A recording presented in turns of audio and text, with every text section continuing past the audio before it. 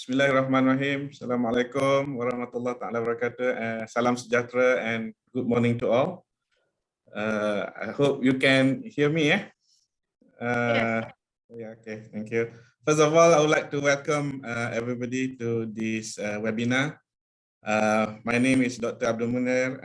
I'm the Deputy Dean in charge of Postgraduate Studies at the Faculty of Science and Technology UKM, as well as the President for the Malaysian Society of Applied Biology, MSAB, and I will moderate this webinar this morning. This webinar is co-organized by the Faculty of Science and Technology and Malaysian Society for Applied Biology. I would like to thank both institutions for the support, especially the manpower and also financial part of it, to make this webinar possible. I would like to take this opportunity to welcome academics and non-academic staff from the Faculty of Science and Technology, members of the Malaysian Society for Applied Biology, our postgraduate and undergraduate students of the Faculty of Science and Technology, academicians, as well as researchers from various institutions in Malaysia. So this morning, we are very lucky to have a successful academician turns entrepreneur, Prof. Wikeneswari Ratnam. In this webinar, she will share with us on her journey to develop her research product into commercial items. I bet there are a lot of challenges and obstacles she had to overcome to be able to penetrate the market with the products.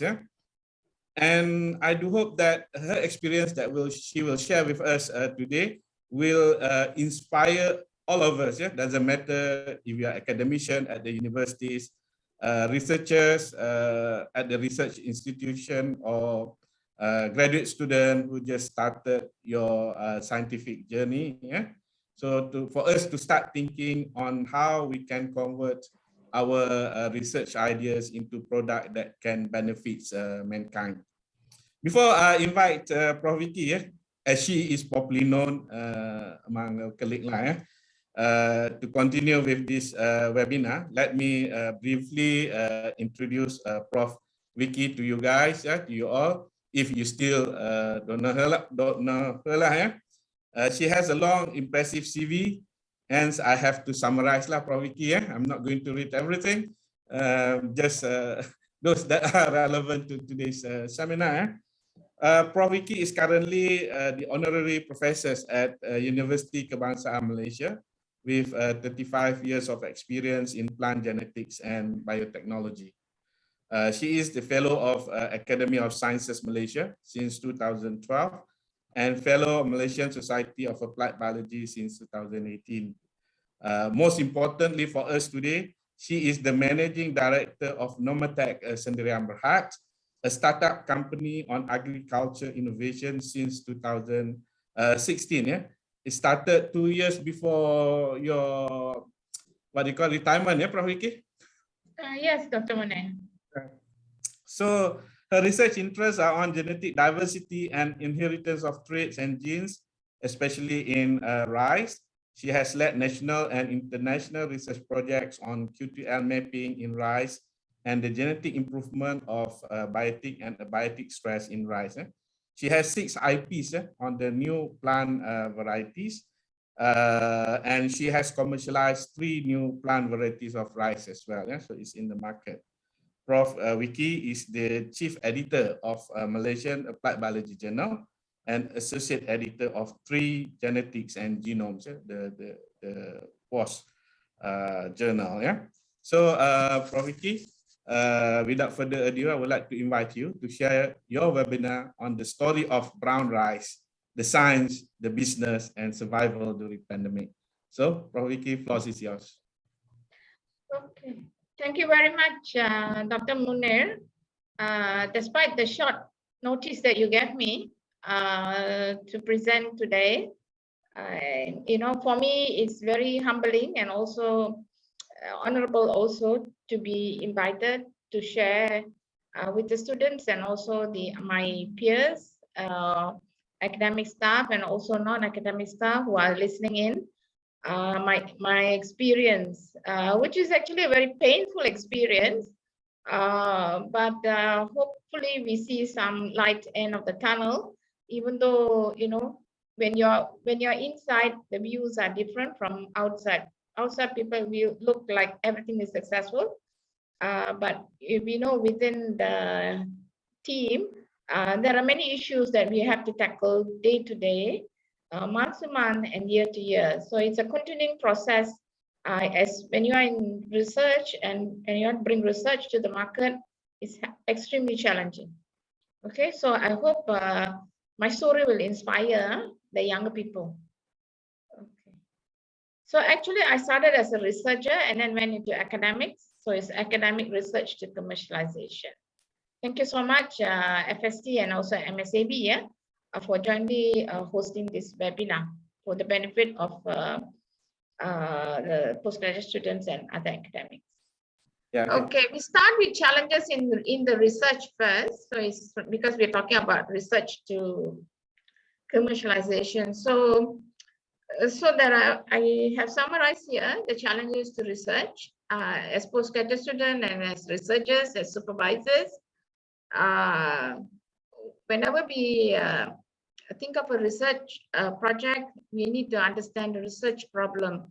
And you want to bring something, a researchable problem to the market to solve something. This particular research, the objective or need to have a market or national relevance. So it's very important when you choose your topic for a research project for a proposal, you understand what is the national relevance of your project in the bigger picture, you know. So you need to understand the market and national relevance of your project, especially for applied research or translational research. Fundamental also is also you need to can have market relevance, so it will fit into the applied research, and finally is the translational research that takes you to the marketplace. So once you have identified the research problem and you know that it has got national relevance or has got market potential, you have to make sure you have your team, your research team must be competent. That's one of the very important things as a project leader, to identify your team members, your co-workers, and also the postgraduate students. So team is very, very critical at the research stage. Otherwise, you won't be able to deliver the objectives and also to undertake the appropriate approach to deliver the objectives. So when you talk about the research problem, you also need to make sure that the findings are novel, and whether the findings that are novel, can it be copyrighted or trademark or even patented. So these are the IP concerns that you have to consider. So if you think that your findings have IP value, intellectual property value, you need to make sure you follow the appropriate procedure or steps to safeguard the data.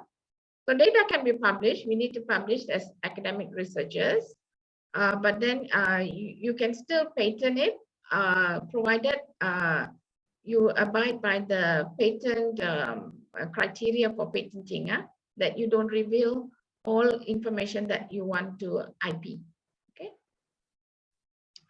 So for this particular research on the rice, actually it's rice. So, but for today, I will talk more on the brown rice, which is one of the varieties that we have patented. So the market problem, when we started to bid for the research project from MOSTI under the Biotech Top-Down Fund, was actually to address the low average yield of paddy in Malaysia at that time in 2000. So in year 2000, there was a need to increase paddy yield. And one of the ways to increase paddy yield is actually through developing new varieties, besides improving downstream on processing of the rice, and also field management is also important, but also the other aspect, which is actually management of the diseases. So Malaysia is still experiencing a low average yield of paddy in Malaysia. Here I put here the national average is actually rather lower. Now we are getting to 4.5 to 5 metric tons per year, okay, per hectare. Okay, so this is the progressively there is a change increasing, but still we are still haven't reached our desired target of at least 6 metric tons per hectare, because the area cultivated under paddy is you have both the granary area and also the non-granary area. And as you know, paddy is cultivated 2 seasons in a year. Usually the first season is a more environmentally more conducive for the better yield, and the second season is a little less. So we need to make sure that the varieties that are developed can be cultivated in both seasons. It's a 2 season per year paddy yield. So that was the main agenda. And the other issues as problem that we were addressing was the varieties that were released had low resistance towards diseases. So this was another aspect that we had to address in our research. So the solution was, as geneticists and as breeders, the solution is to develop new paddy varieties.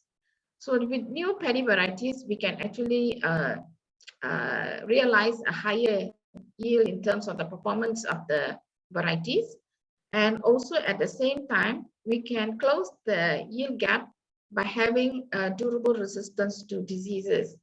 Quite often, varieties have high yield potential, but then when you plant them in the field, in the farmer's field, you don't get the same yield as in the experimental field because of the diseases. So closing the yield gap by having varieties that are resistant to diseases is also important. Another factor that also influence yield is actually changes in the environment, especially climate, where you can have very unpredictable rainfall patterns and also have floods or even drought. So the variety should also have some resilience or be able to adapt to diverse environments. So this is some of the solutions to improve the yield. So I don't tell you how we did the research, which I'll show you later in our story part. But after having got the research grants consecutively, another important factor that influence to success is to have funding continuously for your research projects. So we had funding under the 8 Malaysia Plan and also the 9 Malaysia Plan, and also had other fundings from the universities and other institutions, and also international funding. Through that, we were able to come up with new varieties of the rice through a breeding approach, which I will explain later, where we managed to have 4 varieties of white rice which were approved as new plant variety. And also we were able to produce 2 varieties of red rice lines. So we have UKMRC2 348 as white, and these are the registration numbers for your IP protection. So this gives you breeders protection, and if anyone want to use our seeds, they need to license from us, which we can negotiate, which will work out for both sides. So it should be a profitable business if you do commercialization of seeds or even the rice. So as far as Dr. Munir mentioned earlier, we have 6 IPs for the rice from this research on improving the yield ceiling for rice. And from the 6, we currently have only commercialized 3. which is UKM-RC2, 8, which is white rice, already commercialized in 2019. And also UKM-RC9, which was commercialized a bit earlier in 2017. Okay, so these are all approved as certified seeds by MOA. So these are some of the regulatory mechanisms you need to understand to be able to bring research to the market. So that was the challenges in the lab. There was numerous actually. The next is actually challenges in commercialization. After having got an IP, that's not the end. It's actually the beginning. It's like postgraduate students. You do your research, you get your PhD. That's not the end. It's the beginning of your research career. So in terms of research towards commercialization, filing an IP is the beginning. After that comes many challenges to bring the IP to the market. So we do have many IPs filed.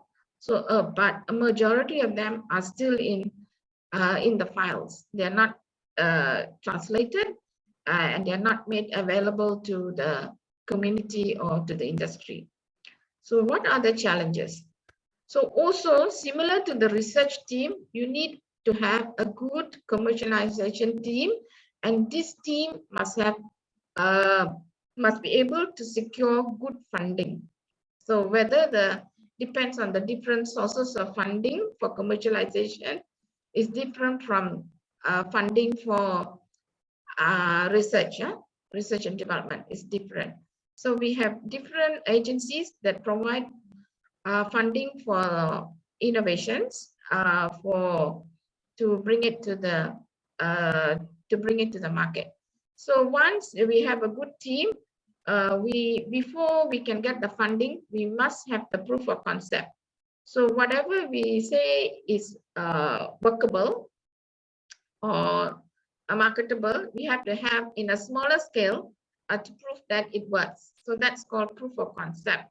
So if I say it's a new plant variety, so this new plant variety must have some traits that are different from the existing varieties, and the features or the characteristics must be stable and must be repeatable and must be uniform, and also must be distinct in terms of variety. So it must be something new.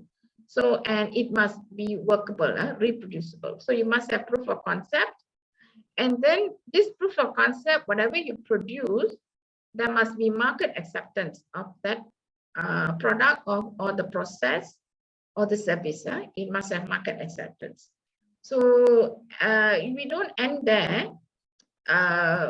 To get market acceptance is one thing, it's more the consumer acceptance or industry acceptance. We also have to address, depending on the IP, the access to market and also the regulatory issues. We need to address that if there are. So our team must be well informed and must be highly resourceful to be able to source this information to bring the IP to the market. So the IP to the market, actually, you just don't rely on that IP to the market. You must have new ideas all the time to improve on the existing IP to get derivative IPs. Okay. So this is my team. My company is called Normatec Sdn Bhd. We formed it in November 2015. So that's why I say we start as in 2016. So the team is very small because it's a startup company. We don't want to have high overheads to be manageable. So we started with 2 shareholders, myself and Puan Sharifah, who is actually the head of business development, and I assumed the managing director role. And we have 4 staff. 1 for marketing, 1 for technology, 1 for field site management, and 1 we have for admin. And what we do is we have strategic partners for upstream, for production of the seeds and also for production of for cultivation of the paddy and production of the rice. We have strategic partners, which will be the farmers and the millers.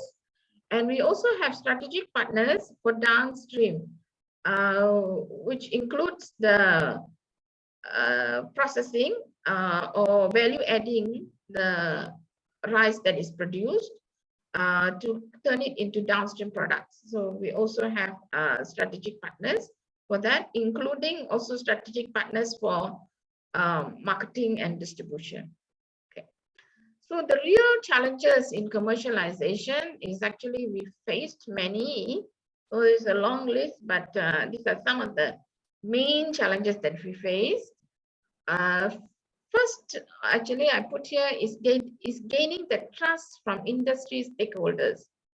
So when you have something to offer, we need to have our stakeholders, whether they are individuals or whether they are groups or agencies, we must have the trust. So when we do the proof of concept, we work with the stakeholders, we work with the farmers, we work with the government agencies like DOA and also the LPP or MADA, all those agencies that are rice stakeholders. You have to work with them at a very early stage, so they know what is happening in our efforts to commercialize, so that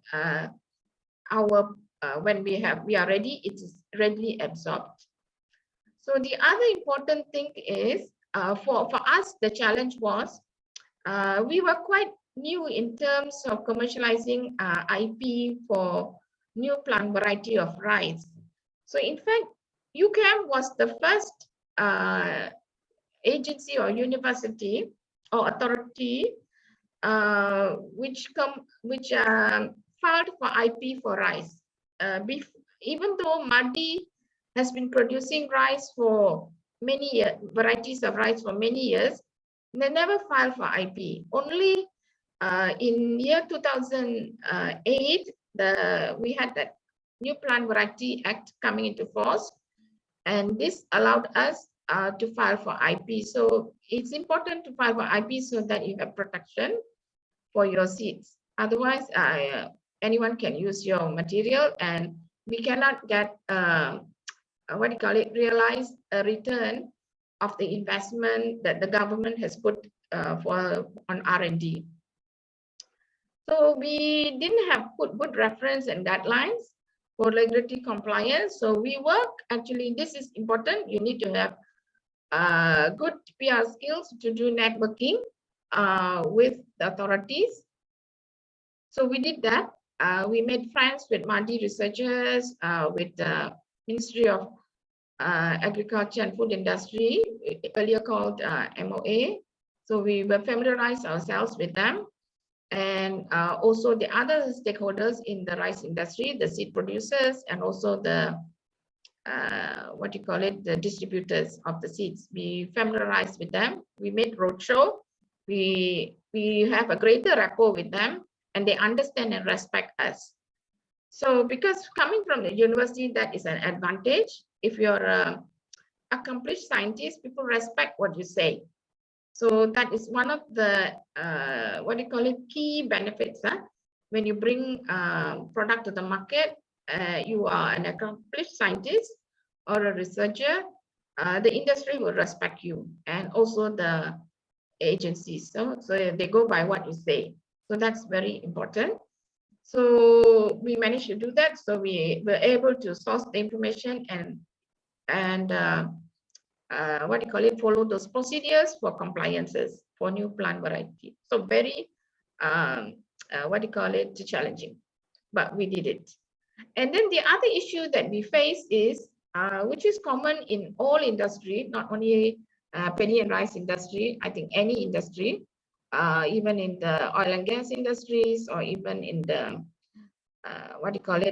primary product industries, changes in government policies. So today they say, okay, all seed that is produced by the authorized seed producers must be sold to the farmers at a particular price and only sold through a certain agency.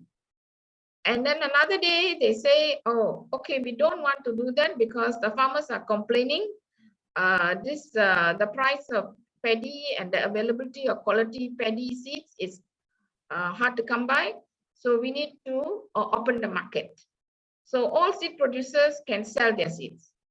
So sometimes when they have changes in these policies, it affects the breeders who have IP to negotiate with the seed producer.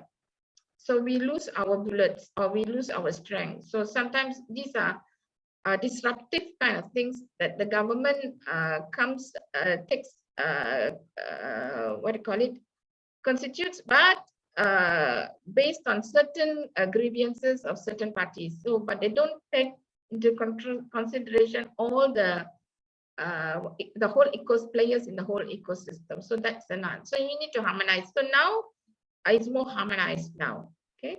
The other issue that we face is is getting export permits. So there are many criteria to which you need to fulfill before you can get an export permit. So you must, there are many criteria. So we need to fulfill those criteria. Sometimes you're not aware. And then also, not all countries we can export the rice, and not all types of rice can be exported. As you know, Malaysia is a rice importing country. We don't produce enough for our population. So there is some guiding policies where we cannot export certain types of rice. So we need to know what are those rice which is permissible for export and which is not. So the healthy specialty rices, which are high valued rices, where the market in Malaysia is small, we can export. So, but then to export, we need to fulfill many criteria.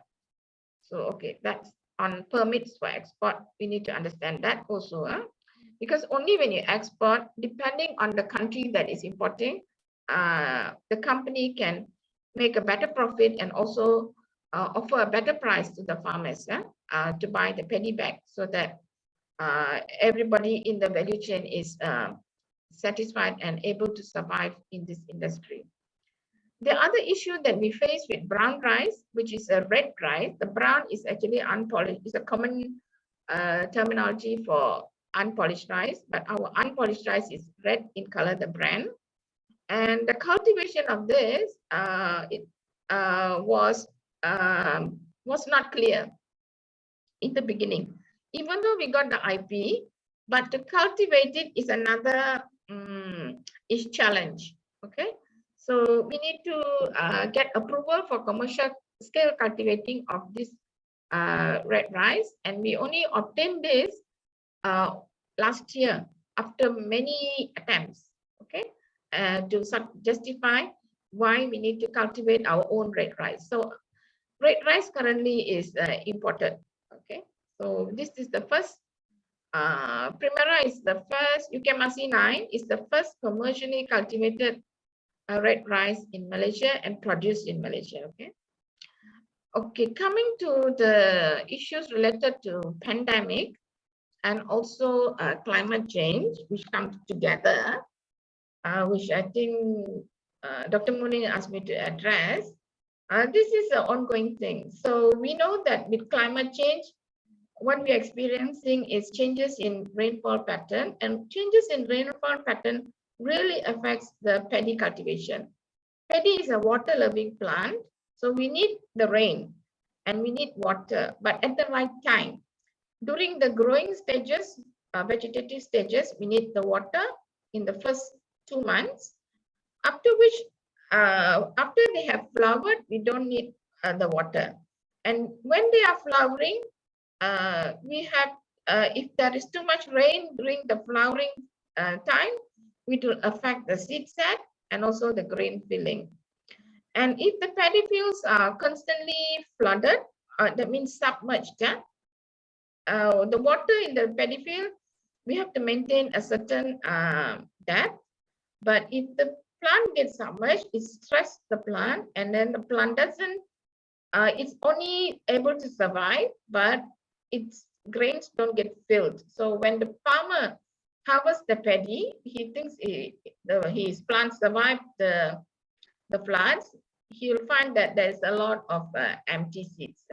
So these are issues that we need to tackle in the ground to make sure that the drainage and irrigation is efficient, and also the floods, we try to avoid the flooding periods when during the harvesting time. And if the floods come during harvesting time, we have another issue of lodging, where because paddy is susceptible to lodging, any variety, because of it's a non-woody plant. So it can lodge depending on the height, and also on the root system. So it also will affect. So during harvesting, you should have you can have rain, but no flood. Okay, drought is another issue. Okay, the pandemic. So the pandemic, what did our COVID did to us? Fortunately, we are in the food industry, so people still need to eat food, so they still buy. They still buy. So what happened was the demand for the rice went up more than production. Production was affected by climate change and also restrictions, farmers' logistics reasons.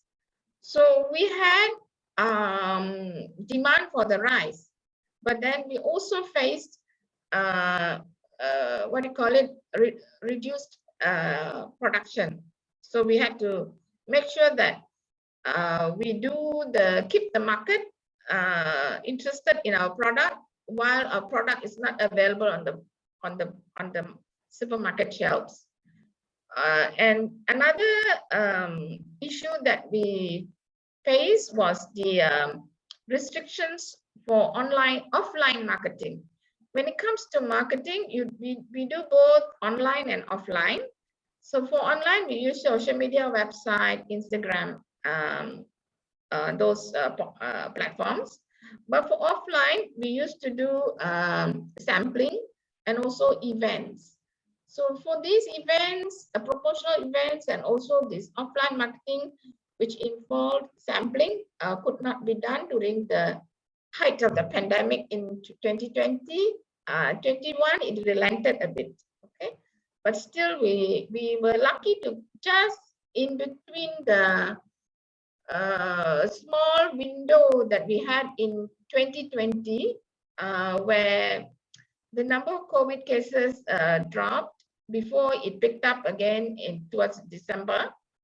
We were able to do one promotional event with a celebrity chef, after which we couldn't do. Okay, so these were restrictions, because people were not allowed to. We were not allowed to do any sampling activities, no crowd. We have this social distancing and all those guidelines we have to follow, SOPs we have to follow for the COVID. So that was affected our marketing a bit, but we use our online platforms to overcome that. And the other challenge was we had planned to participate in expos, especially where you can promote, where we can find buyers, overseas buyers. This one we were not able to participate. So overseas travel restrictions affected our export market deals. So we are trying to now slowly, create or strengthen this through online meetings, and also hopefully now with the reduced travel restrictions, actually is practically lifted, but follow the SOP. Now we can participate this year onwards. So this was very challenging also, the pandemic time. So we didn't know what to do. And plus with the production issues related to climate change. Besides all this that we were able to tackle. So we were able to get the trust, we were able to get the proper guidelines, and we did the regulatory compliances. We we're also able to, tackle these changes in government policies by continuously communicating with government officials. Approvals, we still haven't got approval yet, but we got approval in principle. So approval for export permit is case by case, depending on the closing of the deals from the export overseas buyers. So these are many challenges we faced. Okay, and I will tell you about this story, which I didn't share the scientific part. So we say this is how we position this rice, Eucheuma C9, with the trademark of Primera, that we position it as a complete rice for health. Okay, so now I will show you I'll take you to our website, which is primerarice.com. And there you can visit all the other sections, but today I will show you our story. So this is the website. So we have you can visit the website at your convenience. So, but I will start our story with the video that we have created it's more like a corporate video for the company and also for the product. So I will share this video with all. It's 3 minutes, and then I'll take you through how we came about the scientific side and how we do the R&D continuously to be able to survive with these new varieties.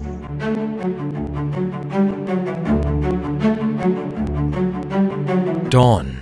The sun begins to illuminate the vast golden paddy field, signaling the arrival of the harvest.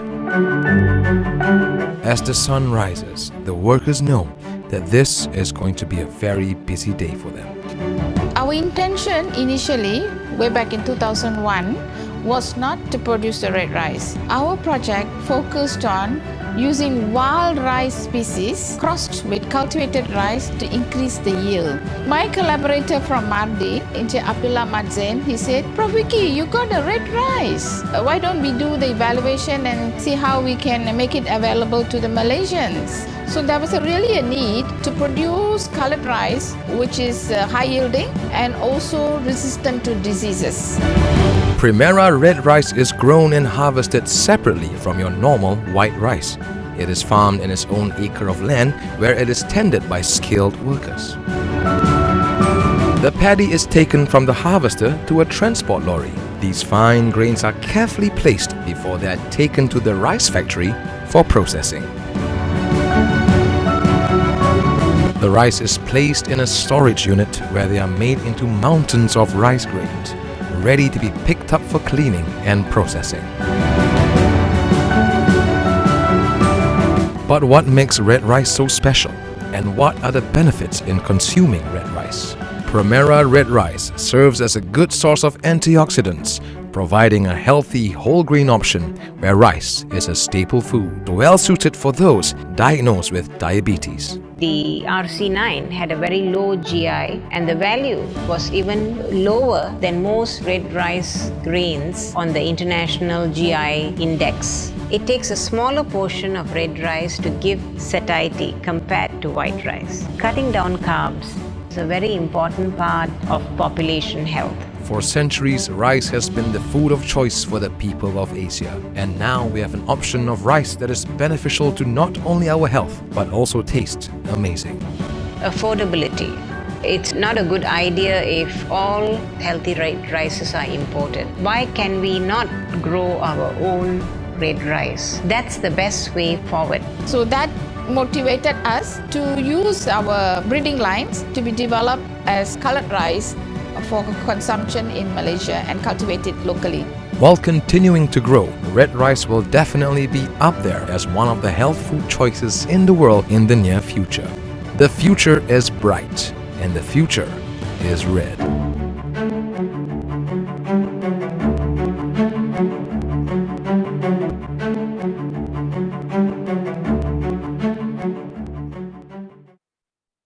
So I hope you all enjoyed the video.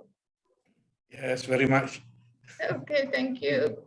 That was also another challenge, producing a video for the product, which we did in 2017. Yeah, 17 or 18. Yeah. Okay, so we now position this as the jewel of Malaysia. So you need to have some marketing kind of jargons to capture, your consumers and also the public interest. Huh? So here I say that, after 7 years of research, UKM scientists with the cooperation of MADI's research officers successfully produced a variety of rice, which not only can increase the paddy yield, and farmers' income. This is another challenge that we have, which was put to us by MAFI, where they say that, can your variety help to improve the farmers' income? Because your variety, you're selling at a higher price, the rice. So can you also make sure that the farmers who grow your variety, they get a higher income when you buy the paddy from them? So that's another challenge that we have. So we are positioning this variety of brown rice, which is the Primera red rice, to be grown in non-granary areas where farmers generally experience a lower income because of the lower yield, or in non-granary areas compared to the granary areas. Granary areas, you can go to a maximum of 10 metric tons, 8 to 10 metric tons, whereas in the non-granary area, which is also quite substantial in Malaysia, the yield is like 1 to 4, like that. 1 to, or maximum is 5. Okay. So when the yield is lower, the farmer's income will be lower if they are farming in the non-granary areas, if their land is there. But by cultivating this rice, when we buy the paddy from them, we'll buy at a higher price compared to the white rice paddy. So then they can get a better income. Okay. So that's how we can contribute to this social cause of increasing farmers' income, and also increasing the paddy yield overall. Okay. And the other thing is this, we found out that after filing for IP, we found out that this particular rice variety has low glycemic index. And as you know, any carbohydrate with low glycemic index, or GI, is suitable for diabetics. So this is another, selling point product, or for this new variety. So this is normally for the cultivation, for the seed production, you have to do this transplanting. So what we do is, we don't stop them, because we position a company as a startup R&D company. So we have to always do scientific research, which we leverage with UKM to do this, and also with other research institutions and universities.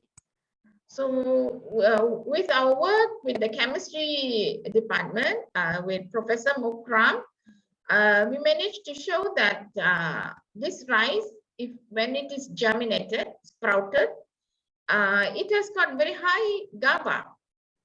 This was something interesting. And this project was actually,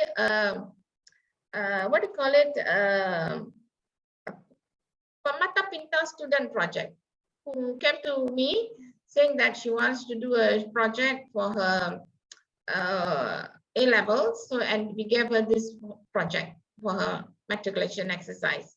And she successfully did that together with, well supervised by Prof. Mukram and his postgraduate student. Okay, so we showed, and this is already published. So it is got, this is another product which is in the pipeline. So there are 1 or 2 stakeholders or industry interested in producing GABA rice. So this is a potential.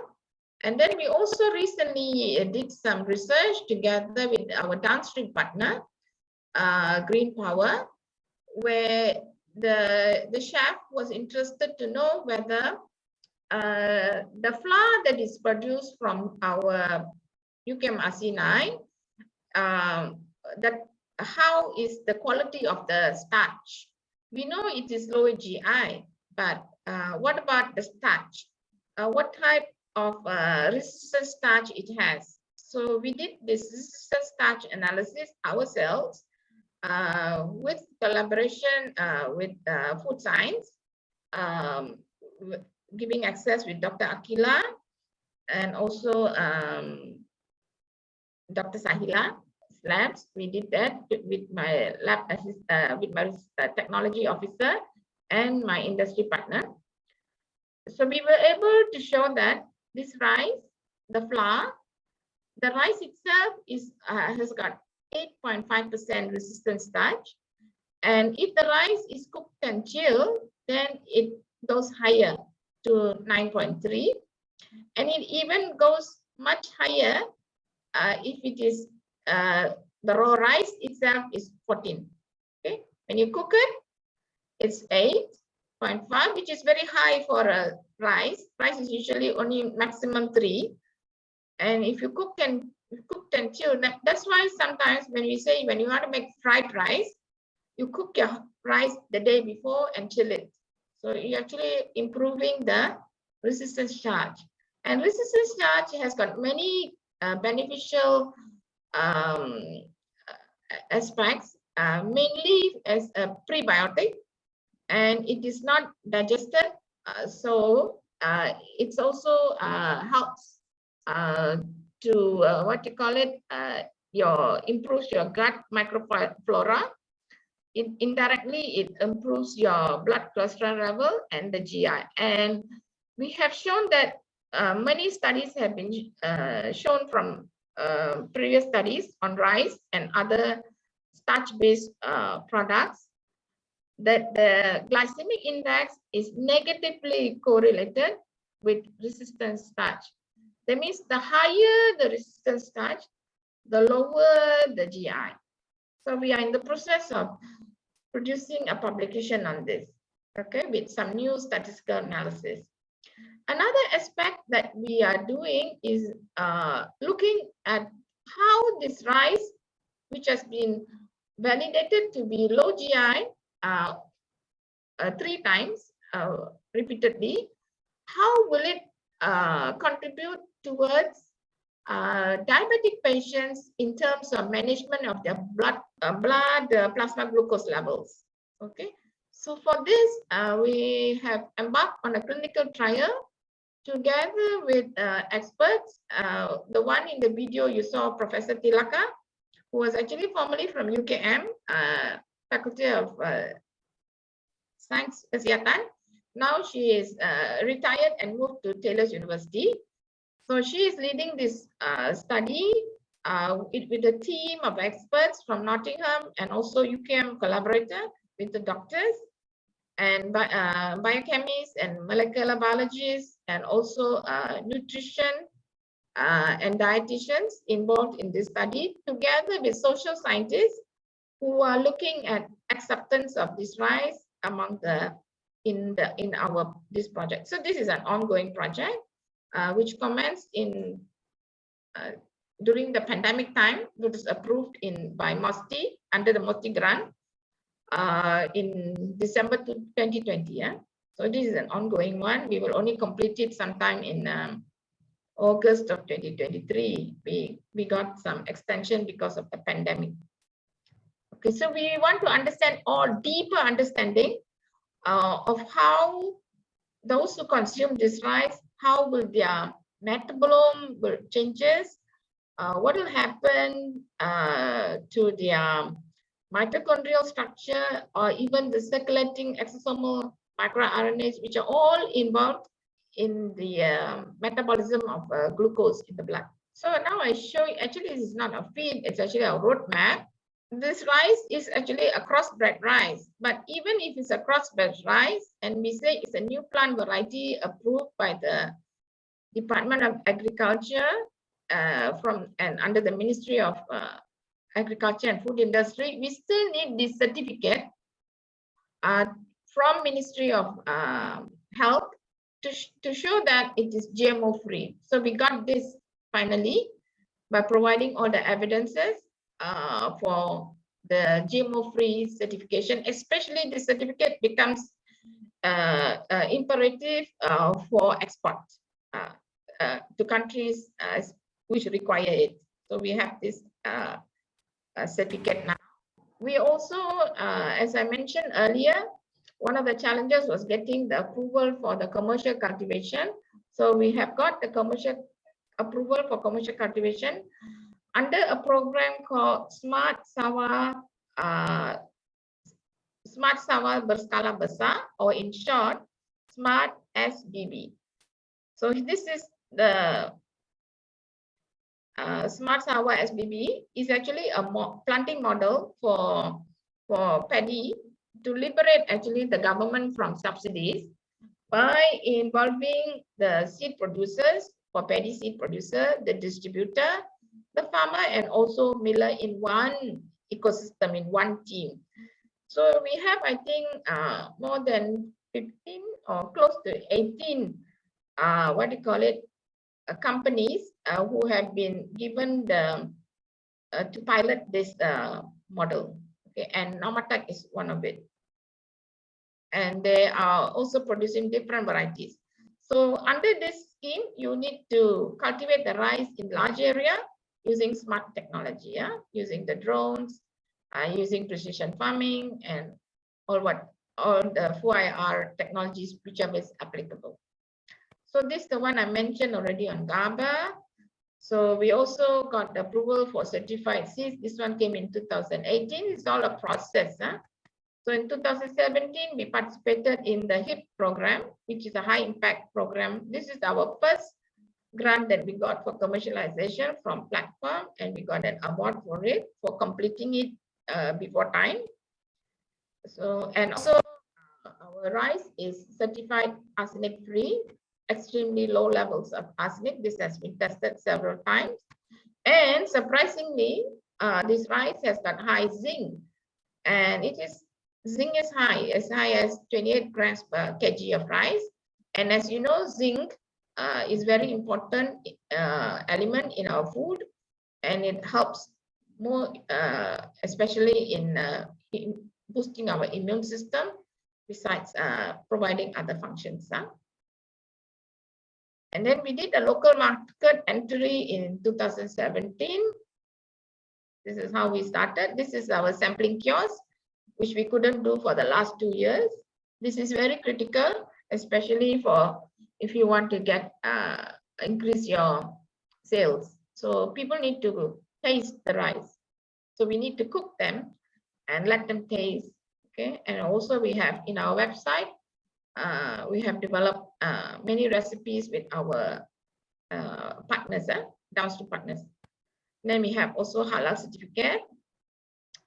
The GI was done in 2016, okay, after we got the IP, and then we got to able to promote, to sell anything you need a trademark. So we came up, actually, Puan Sharifah and myself came up with this name, Primera. Primera stands for Premium Red. This is a very local name. This is belongs to Nomatech. Then we got our NPV status in 2014, even though we filed for NPV in 2009. It took us 5 years, first time. So now it's expedited because we were the first. So they did a lot of, they were not familiar of how to do, we call it the DUS test, or distinctiveness, uniformity and stability test. So all that we had to do together with the DOA panel who were examining our variety. So now they can do it independently. So we actually started with a bronze medal. So those who get a bronze medal, don't feel down. You can make it. The medal means nothing actually now, I realize. Whether you get a medal in Pachipta or you medal in any of those competitions for IP or even for commercialization, it actually carries minimal weight. Much of it is how your team works to address the challenges. But we can use it to show off, that's all. So the research actually started 2001. So we did all this where you had to do all the crossing. So we actually did marker assisted back crossing, cultivated rice, which is white rice with wild rice. So that's how we got this Primera rice. Okay, I think I'm done with this story here. Okay, now the product availability is found in most of our supermarkets only because we're having a shortage of our production. So we are only limiting to certain outlets now, like Lotus and also Shopee, and some maybe in other smaller groceries. So this is in all the outlets. So once we are back in production, so we will put in all these outlets. And we also supply it as a healthy grain for downstream products like rice and more here. This one you can, I think it's available in Jaya Grocers and maybe other grocers too. And BMS Organics, we have a contract with them to supply the rice to them, and they will also produce it, use it as a product, as one of their products or SKU. With BMS, and we also have approached by Kenny Rogers, who is buying our rice to produce 2 of their meals here. Awesome nasi lemak, awesome nasi lemak. Oh my God! Chicken rice, ayam, awesome. You can enjoy this in Kenny Rogers, and we have other downstream products in the pipeline too. So there are more opportunities, especially students in food science or even researchers to participate. So another aspect, when growing a company, we participate in competitions, and also we pitch with new shareholders to increase our paid-up capital for the company. So we managed to attract GlocalLink, which is actually a Japanese company, but with bases in Singapore and also in Malaysia under Lebanese. So they have trusted us. They think we have a future, so they have invested a small share in our company, and they are in terms of helping us to develop products for overseas market. Okay, so they were here with us since 2020. So these are some of the potential downstream products which has been produced, but we haven't commercialized. Some have been commercialized in a smaller scale, like these noodles has been commercialized by NutriSense, whereas the bread is still in the pipeline. And then these are some of the recipes that we have developed using the red rice. And then the other potential is actually converting the rice to a flour, which is suitable for baby food. So we have now working with flour miller or flour who can have mill the flour to very fine powder, which is suitable for as rice powder. Because we need introduction of any healthy food starts from the young. Grants are very important for startup companies because no bank will give you any loan because they know we are not generating big revenue. So the government get assistance.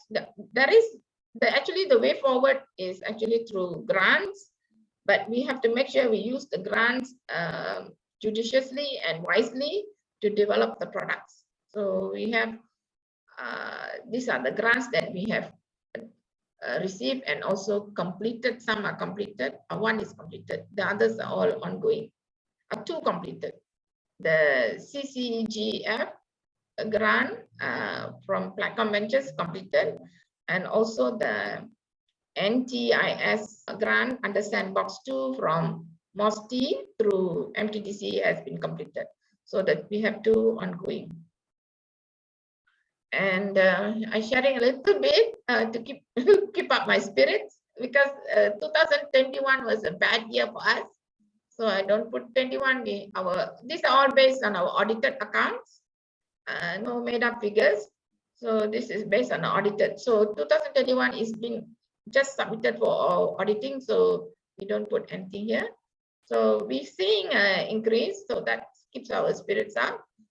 Our paid capital also has been increased. So we hopefully to get more investors to realize our goals and company goals plus our social goals, social concern. So with that, I think I thank you for your listening. And if there are, I see some remarks in the chat box. So how do we do it? Now I hand over to the host. Thank you so much for listening. Thank you very much, Prof. Vicky, for very stimulating talk and very informative. Congratulations to you. Yeah, I think you have done what you got 35 years of research. Yeah, towards the end of your career, only then you managed to penetrate the market. Yeah, so I think I will open this session for a question from participants, if any. I think we have more than 100 participants for this webinar this morning. But I think I should start first to keep the ball rolling. My question is how you get the trust from the farmers when you first started asking them to grow these paddy varieties, yeah, in their what do you call India sawah, yeah, because they are comfortable with whatever varieties that they plant, and those give them some sort of like consistent incomes, yeah. What makes them change their mind and turns into your varieties, yeah, for them to plant, yeah. Yep. Okay. Okay. Thank you so much for the question. I think one of the key factors that actually attract farmers, they want to have a higher income. So we tell that if you cultivate this paddy, we will buy back all your paddy at this price higher than what you get earlier. So that's one. And the other thing is farmers, for them is, farmers are actually very hungry for new varieties. They come asking you something new they want to try. They're really, honestly, I find talking to them is very inspirational. They want to try new things. So they're actually waiting why we are not releasing many new varieties. Thank you. Any other question from the floor? You can raise your hand. While waiting for another question from the floor, Prof. Vicky, I have the second question from me as well. I think in terms of the wealth distribution, yeah, the IPs is being held up by the UKM or MARDI, yeah, and Normatec develop this product and market this product and sell the product. So how's the arrangement of this wealth distribution between you and the IP holders? As far as the IP holders are the organizations which is UKM and MARDI. We have an agreement, IP agreement, which is in place, active, as far as the length of the IP. The IP is 20 years. So the IP and the IP agreement with UKM and MARDI is also for 20 years, for the same period. And in the IP agreement, we have a sharing percentage depending on your contribution. So we have meeting. It took us 3 years. It took us 3 years to agree on the terms and have it signed. So finally, they signed, the DG signed, and the deputy DG signed on behalf of the the researcher. But I think research institutions and universities have different IP policies, which benefit the inventors. So I'm the inventor, and together with Encik Abdullah Madzin, who's the other inventor. So there are 2 inventors, and then there's 2 organizations. So there is no clear policy of IP, how it benefits the inventor for some institution, but UKM is very clear. So they have clearly stated what are the benefits to the inventor. So even there is licensing payments and also royalty payments, this is actually a channel back to the inventor. Okay. But all needs negotiation, lots of negotiation. Lots of negotiation. Healthy and negotiation, we have to give and take. Does UKM already get some money from this invention, Prof? Yes, we have paid the licensing fee initially when they license it to Nomatech. There's a licensing fee, and then also royalty we have paid for 1 or 2 years. Prof, this question from the audience here, from Matan Shan, a very great sharing, Prof Vicky. Congratulations on this success. My question is, how did you push the products to the retailers? So how you penetrate a big supermarket like Aeon, Lotus just now, yeah? So how you work on that? Good, very good question. So I think I mentioned in my what's that, challenges?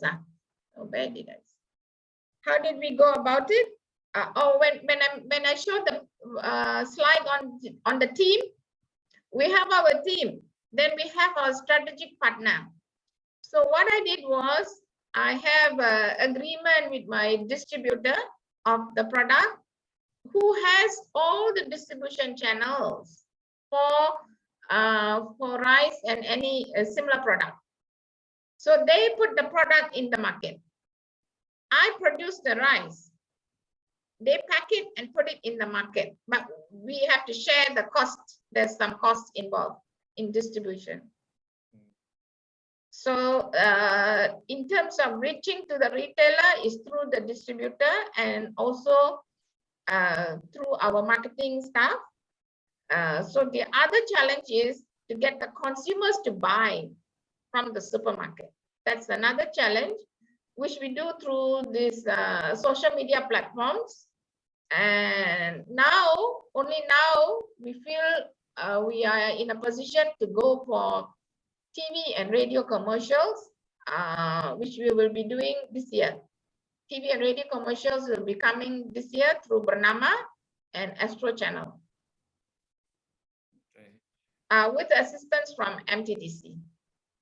MTDC is helping us. So a lot of work and involvement from government agencies as well, eh, Prof?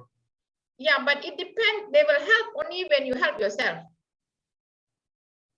Because when they see that we're showing progress and we have a potential, then they help. Because they are evaluating us regularly. Yeah, I have another question, Prof. Yeah, this is from, I think, Dr. Norakia from FST UKM. Thank you for an interesting presentation. Do you have any food safety system in your products, like hazard analysis, critical control practice, HACCP, good manufacturing practice, and good agriculture practices? Yeah, we have to comply. So these are the regulatory compliance that we have obtained. So HACCP is through the distributor who does the packing. Okay. And then for the GAP is with the farmers. We actually follow the what do they call it, rice check, which is the SOP for planting of paddy by DOA. So need to comply to make sure that the pesticides they use, the fertilizer they use is all approved fertilizers. And then what we are doing is we also do lab tests of the soil and also the paddy, the rice itself, to make sure. That's why we say got heavy metal free. Then we do the microbiology assay, all that we do before packing. Right. So we need to do all that. Yeah, It's all on from the, when you product sell to something, you have to comply. Okay, Oh, Prof. now you plan to export. Who's it? Yeah, next question from Dr. Ikmal. Yeah, Prof, where do you plan to export the product? Recently, my Chinese friend asked if Primera is available in China. Huge market there, Prof. No, Huge competitors as well. unfortunately, sorry, we have to export to countries that have the approval from their governments to import. So China cannot import from Malaysia. You mean rice? Yeah. They cannot import rice from Malaysia, China. Why that, Prof? This is what we got from Matrade, you know, the agency that facilitating for export. The Matrade, they say, because I think one of the reason is we don't produce enough rice for ourselves. So China said, don't import from Malaysia. You import from Thailand, Vietnam, or I think it's Taiwan. You can import. So if I want to export to China, I have to go through these countries. But there are countries that we can export to, like Middle East. Middle East, you can export. And now also we have to take into consideration the duty the importer have to pay when you want to export. Because some countries, there is stamp a very high duty. Like Japan, they charge 400% duty on rice. To protect their own rice. Because I think they want them to use Japonica rice or their own rice.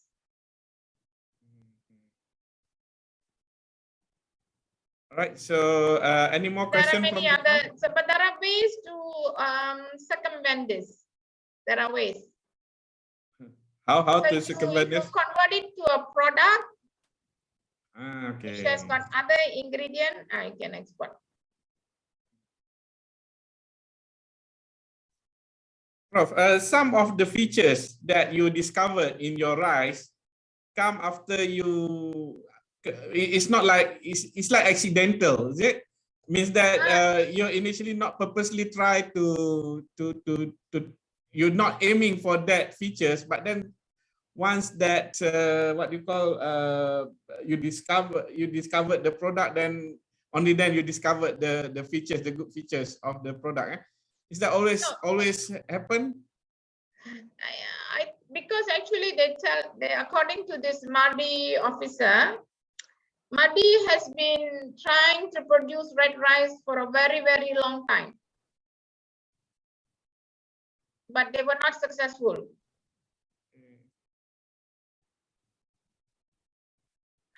They were only able to select varieties, traditional rice varieties, which have a red pericarp color. So they have I think what they call it, MRM 16, there are 4 of it, but their yield is very low, extremely low, and then prone to diseases. And only recently they produce one variety, is called MR98, which is a colored rice. They call it beras berwarna because it's not so red. It's a dark brown, very brown. It's not as red as Primera. So that they have filed for IP, I think is under examination now.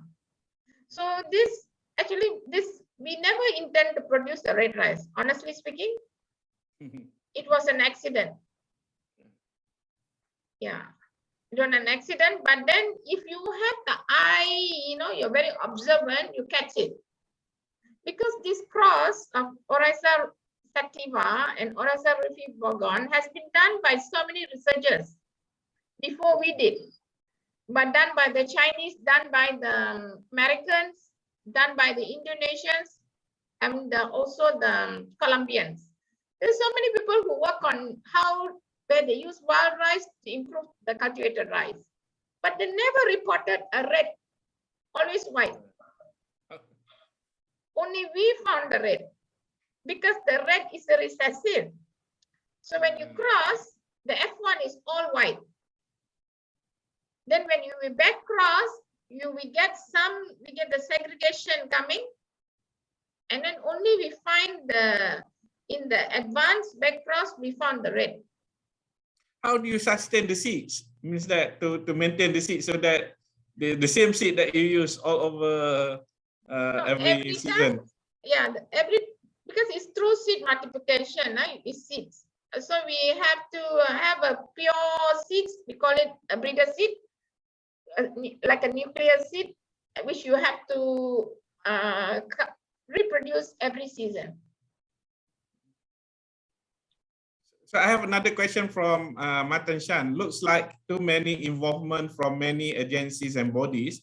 How do you negotiate a proper negotiation with all these agencies? As usually if we are a new startup and if investor tends to give some funds, they might topple us. How do you overcome all this? Matan Shan. How do you negotiate a proper negotiation with all agencies? No, all agencies, because we are having just strategic partner. And we have an agreement for a particular period and for a particular purpose. So with investor, I think they have no issue. They see your potential. They see how you can grow. They see do you have your problem with track government record. agencies? Government Do you have any agencies. problem with these agencies when you some hanky-panky or not? I mean, like, I think the questions there something like any hanky-panky from agencies involved, yeah, while you try to develop this through. With proper negotiation, I'm not very clear. Is this with investor or what is this? How did you overcome? Actually, we didn't face this problem. No problem, eh? Good. Yeah. As I say, you have to do good PR, networking. You have to do this behind the scene, a lot of PR. That's the most important Very thing. important. Yeah. Okay, perhaps this is a question from one of the postgraduate students in this, but I can't see the name. It's an aspiring achievement. What would be your advice to the students? Oh, okay. Advice to students, I think look at your project, your particular project, because the student will do a certain aspect of the project, of the overall project. So you need to understand the bigger picture of the project. And for students, I think you need to negotiate with your supervisor what you want to do and how you want to drive your research so that it drives you to new findings. Not just do what the supervisor tell you to do. Okay, wise advice then. The supervisor, sorry. I like students who are challenge me. Okay, Prof, I think this is the last question perhaps for this session. I'll take it from Dr. Nora. Yeah, are you right. planning to produce other products based on this rice, like Primera rice milk, cultured rice milk, since it is high in GABA, has a prebiotic properties and has a probiotic properties by addition of local probiotic lactic acid bacteria? Is your rice considered organic or GMO? I think it's been answered already inside the presentation just now. So actually, I have taken a stand as far as the downstream products are concerned. If someone wants to make GABA rice or they want to do rice milk, we provide the raw material, but we won't be involved. We got to be clear what we want to do, because we have to make sure we produce the high quality rice. So we don't go downstream. That's not our expertise. Our expertise is upstream in the development of new variety. So I keep telling, don't go different direction. Focus what you're strong in. Yeah, because we don't have many companies who produce new variety. Except for one company, I think, having this vegetable seeds, but it's not new variety also. We don't have companies that produce new variety of any plant crops. Okay, Prof. They're all using existing material. So 2 more questions. I think here, interesting question. Yeah? First one is, how do you find market in Middle East? How do you explore the market in the Middle East? And then the other one from Nurul Ashikin. Hi, Prof. In your opinion, will there be future for CRISPR edited improved rice varieties in Malaysia for commercialization? What are the challenges to make it happen? Okay. Okay. One, how do you find the market in the Middle East? And find second, the market in Middle East, we have Medtrade, MTDC, the agencies, we have to go through them. Because if you go direct, you may be cheated. There may be scams. You may not be able to deal with the direct, the genuine buyer. The genuine, because for rice, the company that you deal with must have the license to import rice, and this is regulated by their governments. So usually we go guided by Medtrade and MTDC.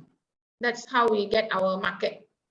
Okay, for overseas market. The other one, what is it? Possible for CRISPR technology to improve rice varieties. Okay.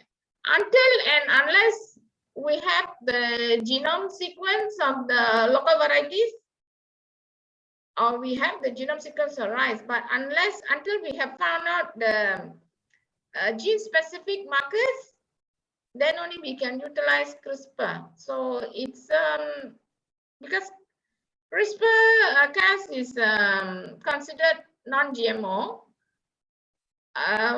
So this is one of the things that you could do.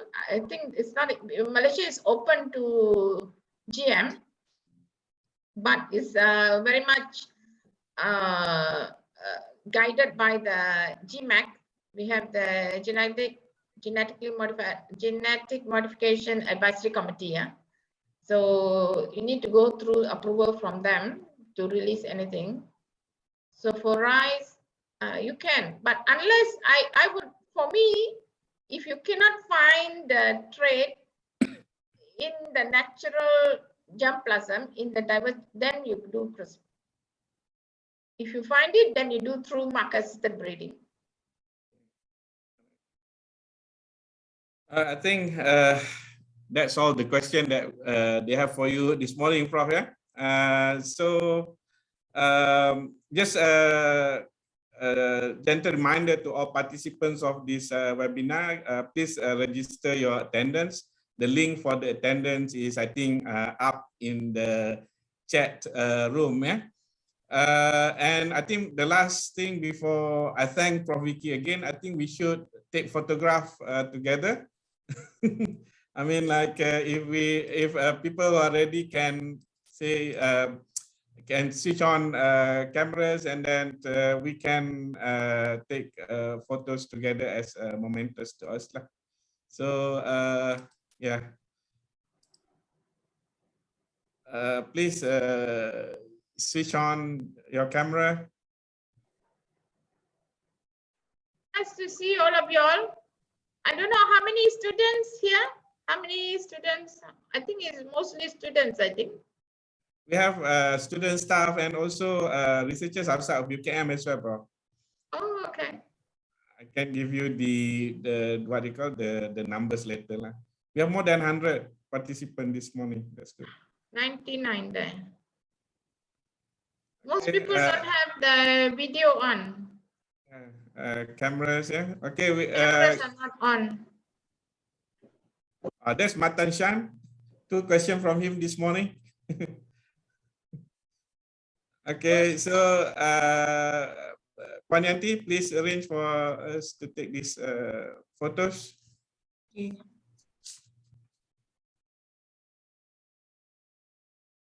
Iqbal got a nice picture of is it harvester? Yes, harvester from Terengganu. Oh, harvester from Terengganu. Yes. Okay, done in there, Panyanti? Okay. Okay, hold on a minute. Please keep on switch on your video, your camera. Okay. Okay. Thank you. Okay, so I think we come to the end of this webinar. I would like to thank Prof. Vicky again for very stimulating and inspiring talk. And I would like to thank all the participants of this webinar. Doesn't matter where you're from. Dr. Nora, perhaps still in IUKL, Dr. Nora. Yeah, so thanks for joining us this morning, and good luck and take care, everybody. Thank you again, Prof. Vicky. I think we should give a big clap to Prof. Vicky. Thank you so much, Dr. Munir, for this arrangement. Thanks. Thank you, everyone. Thank you for the sharing, Prof. Vicky. Okay, Thank bye-bye. you.